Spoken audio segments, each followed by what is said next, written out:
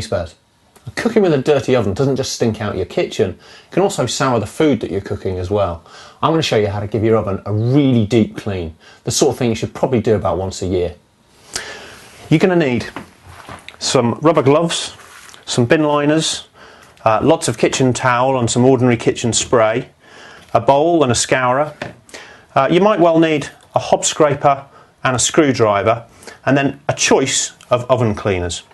So for the non-caustic method, you mix yourself a thick paste of soda crystals with water, smear it all over the inside of the oven, leave it overnight, and then brace yourself for some serious scrubbing. Well, you could use a non-toxic cleaner like this Overruns cleaner from Electrolux. However, I'm going to go for the full-on chemical assault from Mr. Muscle. Now, that means I need to make sure that the kitchen is well ventilated, so let's open the windows. If yours is an electric oven like this one, do make sure that you switched off at the mains. Now, there are three main areas that I'm going to be concentrating on: the door, the shelves and shelf supports, and the main cavity of the oven.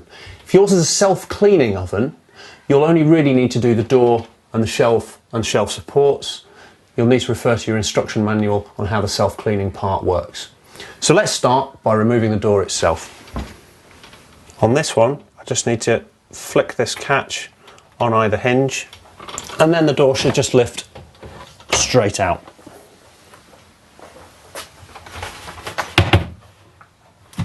So now just remove the shelves and the shelf supports. So I'm going to put the shelves and shelf supports in a bin liner, and then take my oven spray and give it all a really good spray.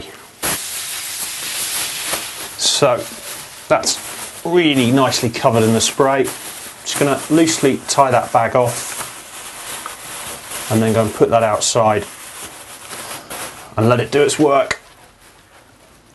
So now let's spray the main cavity of the oven.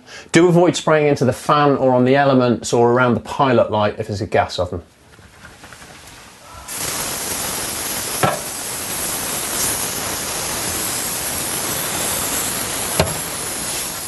So whilst the oven cleaner is getting to work, let's get started on the door.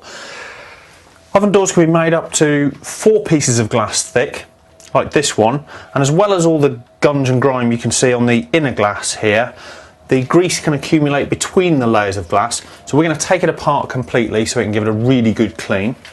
This one just has a couple of screws, one on either side. Now on this door, the hinges just slide out of the bottom there. But all oven doors are a little bit different in how they're put together, but it's not too difficult to work out how to do that. And then on this one I can just slide these end pieces off and then separate out the pieces of glass. So once you've separated out the parts of your door, just give it a good spray with an ordinary kitchen spray and then get in there and give it a good clean.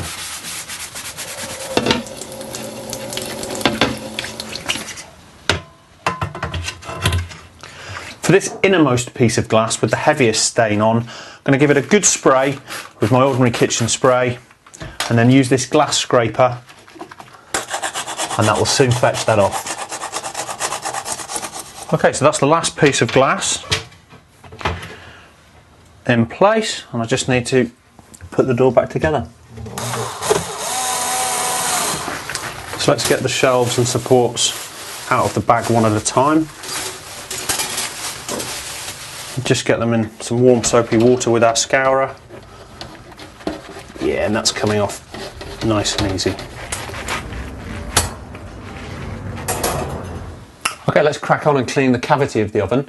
You'll see I've got my scourer and my bowl of water ready, and I've also got a bin bag on hand, because we're going to start by getting a load of paper towel and giving it a good wipe, get all that thick gunge out of there. So that's the thickest of it out. I'm going to go with a scourer now and really have a good go at those burnt on stains. So let's give it a last dry round with the kitchen towel. So I'm just going to give the fascia and the knobs a clean. If any of the knobs are particularly messy, then you can just replace those. They'll be available on the eSpares website. And once I've done this, I can put everything back together again.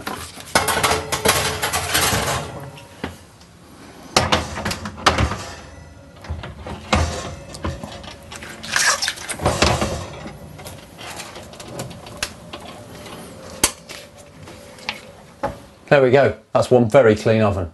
Now all that's left for me to do is put the power back on, put it on a high heat for about 20 minutes, and that'll burn off any excess cleaner which is still left in there. Now a little tip for you, why not get yourself an inexpensive extendable oven tray, put some tin foil along it, and that'll catch most of the food that drops down there and make cleaning easier next time. That, along with spare parts and accessories for all makes and model of oven, are available on the eSpares website. Thanks for watching.